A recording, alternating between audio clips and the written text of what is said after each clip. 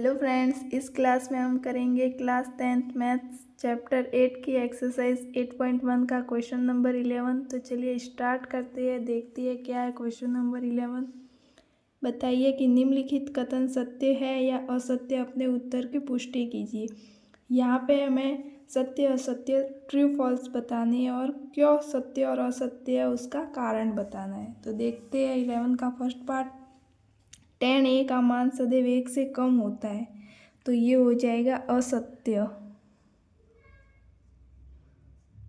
क्यों? क्योंकि अगर मैं आपसे पूछूं tan 45 का मान, तो आप ट्राइग्नोमेट्री टेबल के अंदर देखकर बता सकते हैं कि tan 45 डिग्री की वैल्यू 1 होती है। और यहाँ पे बोला है कि tan a का मान 1 से कम होता है, यहाँ पे तो tan 1 के बराबर भी तो है, तो ये असत्य हो जाएगा।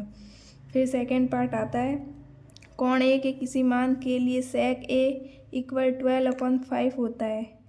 तो देखते हैं ट्रिक से। लाल बट्टा कक्का, sec का क्या होता है, cos का उल्टा, कर्ण बट्टा आधार हो जाएगा। कर्ण बट्टा आधार, कर्ण त्रिभुज की सबसे बड़ी भुजा होती है, तो ये बड़ा है और आधार छोटा है, तो ये हो जाएगा सत्य। sec a इक्वल 12/5 हो सकता है। फिर आता है cos a, कोण a के कोसिकेंट के लिए प्रयुक्त संक्षिप्त नाम है, तो ये हो जाएगा असत्य। क्यों असत्य हो जाएगा?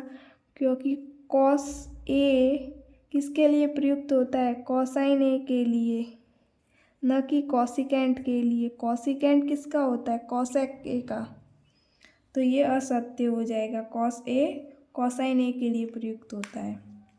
फिर आता है cot a, cot और a का गुणनफल है, तो ये हो जाएगा असत्य।